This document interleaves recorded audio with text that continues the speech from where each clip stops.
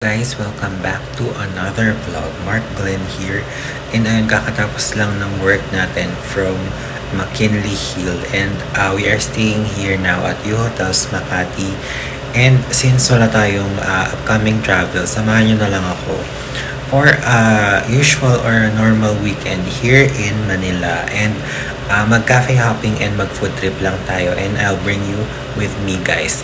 Tomorrow wala pa tayo masyadong plan dahil may work din ako. So, baka mag-cafe hopping lang rin tayo around here sa Poblacion area. But for now, I will give you a quick room tour dito sa U-Hotels na super affordable and budget friendly.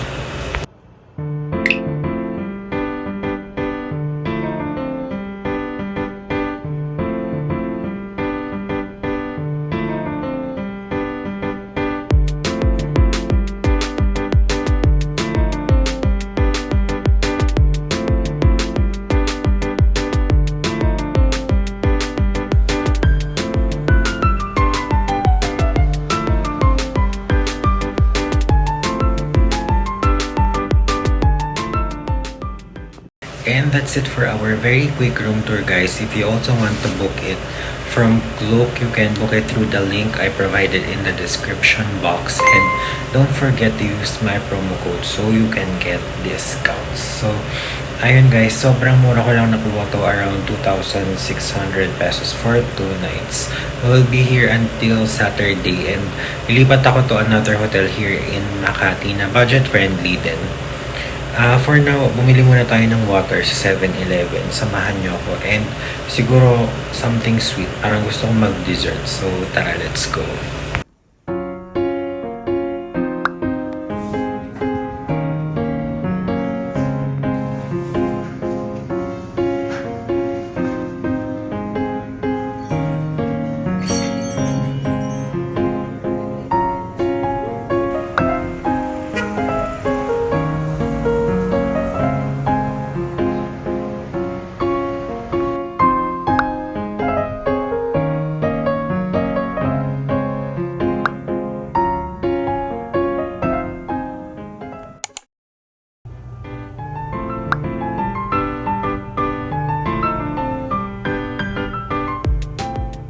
Hello guys, good afternoon. It's a gloomy day today here in Makati and may work tayo. So, baka mag-take away lang ako ng coffee sa labas and siguro ng food. So, samahan nyo ako and then babalik rin tayo sa room para mag-work. But I promise this weekend, babawi ako and I'm hoping to show some exciting cafe or food trip activities in this vlog. So ayun, hindi ako masyado makapag-focus sa vlog today. And I apologize for that. Pero ayun, I will still do my best to vlog what I can and as much as I can. So kakain at magkakape lang naman tayo. So check ko din kung makakalabas tayo tonight. And ayun, I will see you later guys.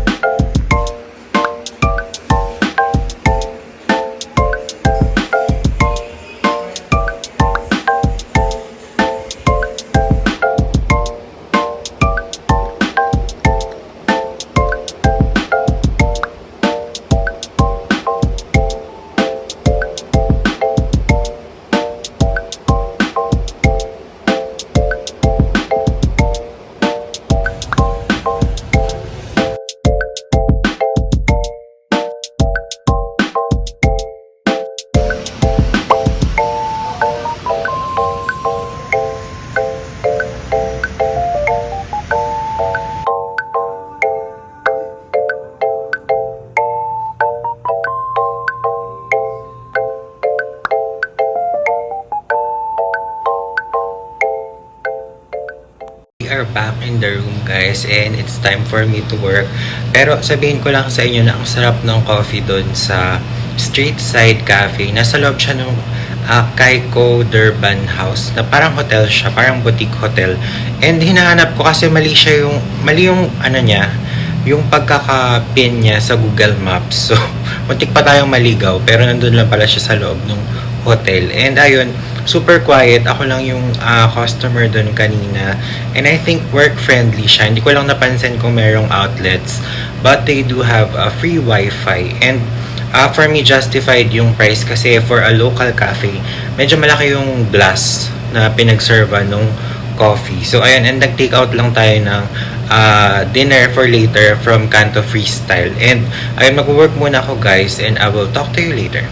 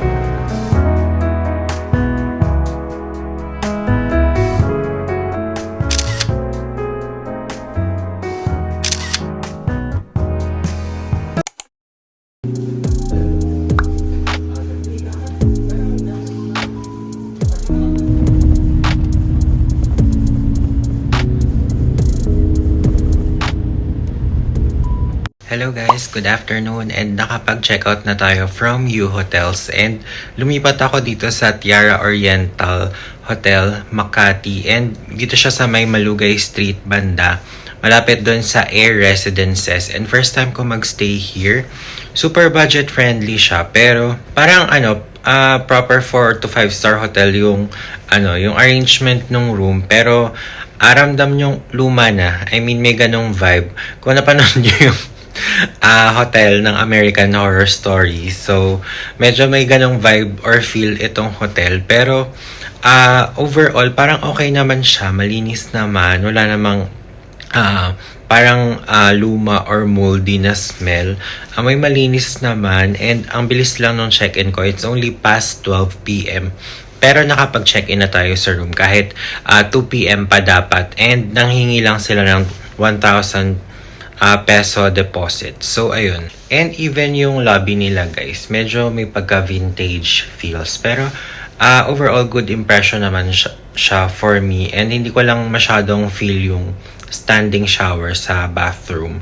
And speaking of bathroom, ayan, tara pakita ko sa inyo yung room very quickly. And nabook ko lang to for around 1,600 pesos. And you can also book it through Klook. Don't forget to use my promo code, of course. And let's do a quick room tour bago tayo lumabas at mag-coffee, mag-lunch. And sana marami akong content for this weekend para marami tayong malagay sa vlog. So, I will see you and talk to you later, guys.